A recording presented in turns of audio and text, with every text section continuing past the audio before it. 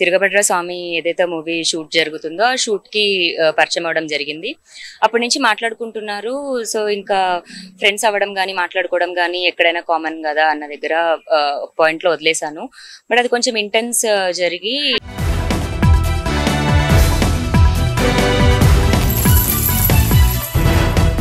So 2012 నుంచి మేము love చేసుకుంటున్నాము అండ్ 2014 నుంచి కలిసి ఉంటున్నాము. It's been 11 years we are together and 3 months అవుతుంది తన ఇంట్లో నుంచి బయటకు వెళ్ళిపోయి. ఏమన్నా అంటే డ్రగ్స్ కేస్ అని అన్నాడు, but it's not the drugs case, it's Malvi Malhotra game and she influencing him a lot.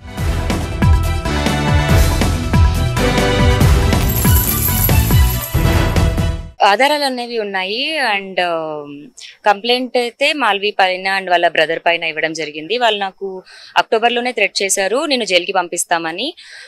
January 28th నన్ను పంపించారు. నాకు డ్రగ్స్ అన్నది ఆ కేసుకి నాకు సంబంధం లేదు, నేను అలాంటి పని ఎప్పుడూ చేయలేదు.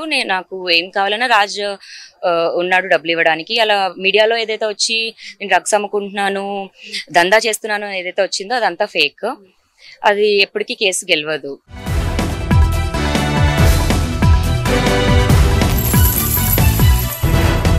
సో మాల్వి మల్హోత్రా వల్లనే అతను ఇంట్లో నుంచి వెళ్ళిపోయాడు అని నేను అంటున్నాను. అండ్ దానికి ఇన్ఫ్లుయెన్స్ ఆ అమ్మాయి చేసి ఉంటుంది, ఎందుకంటే 11 years నుంచి మేము కలిసి ఉన్నప్పుడు మనిషి ఏంటి అని అయితే నాకు అర్థం అవుతుంది కదా. అందులో రాజ్ మిస్టేక్ అయితే అనుకోవట్లేదు నేను. అంటే అబాండనింగ్ ఈజ్ వెరీ బ్యాడ్, వదిలేయడం నన్ను ఇలా, బట్ మాల్వి ఇన్ఫ్లుయెన్స్తో మాల్వి గేమ్తోనే జరుగుతుంది.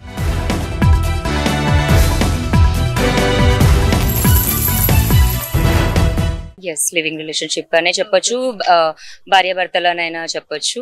బట్ నేను ఎప్పుడు బయటికి రాలేదు, గ్రౌండెడ్ గానే ఒక నార్మల్ మిడిల్ క్లాస్ అమ్మాయి నేను అలాగే ఉన్నాను.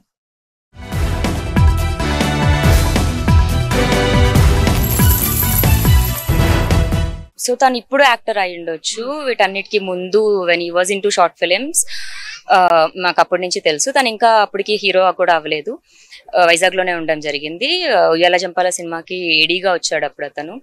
అప్పటి నుంచి మేము కలిసే ఉన్నాము. అండ్ దెన్ ఉయ్యాల జంపాల హీరోగా ఆఫర్ వచ్చింది, అలా హీరోగా యాక్ట్ చేయడం జరుగుతుంది.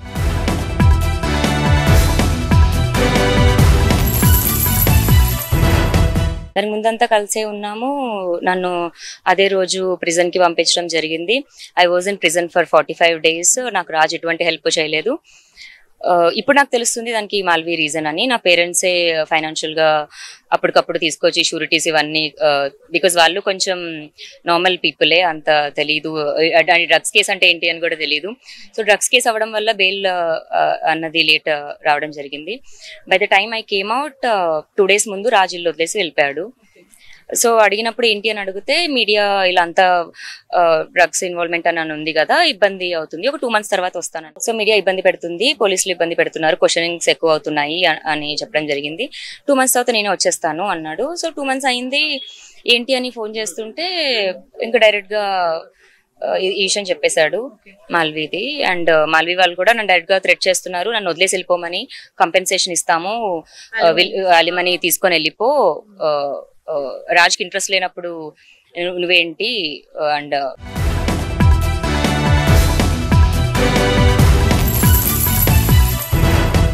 ఖచ్చితంగా పెళ్లి చేసుకుంటానని చెప్పాడు. పెళ్లి చేసుకుంటామనే కలిసి ఉన్నాము. అండ్ ఎప్పుడైతే పెళ్లి చేసుకుంటామని అడిగాడో నా మెడలో ముడుములు వేసాడు అతను.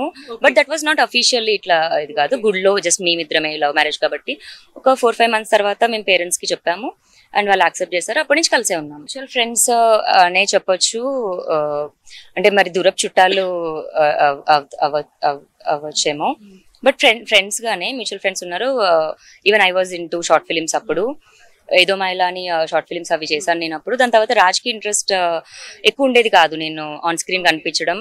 సో నేను హౌస్ చూసుకుంటూ, రాజ్ని చూసుకుంటూ అండ్ డాగ్స్ని చూసుకుంటూ ఉండేదాన్ని.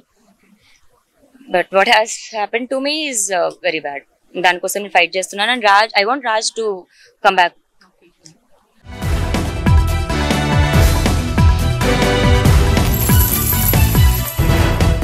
సో మనం ఫస్ట్ ఎప్పుడైనా ఎనిమీస్ ని ఎక్కువ సస్పెక్ట్ చేస్తాం కదా. సో కోపంలో ఏదైనా ఒక మాట అని ఉంటదేమో అని అనుకున్నాను. సో ఎనిమిని అతన్నే సస్పెక్ట్ చేశాను నేను. బట్ మొత్తం అయ్యాక చూస్తుంటే ఆమె ఛాలెంజ్ చేసింది నాకు, కేసు పెడతానని, సారీ ఐ మీన్ జైలుకి పంపిస్తానని ఛాలెంజ్ చేసింది, చంపుతానని ఛాలెంజ్ చేసింది, రాజుని దగ్గర నుంచి విడదీస్తానని ఛాలెంజ్ చేసింది. అవే జరుగుతున్నాయి. సో నెక్స్ట్ నన్ను చంపేదే.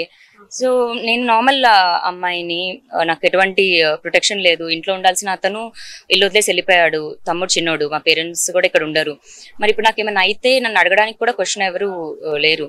సో నాకు ప్రొటెక్షన్ కావాలని వచ్చాను.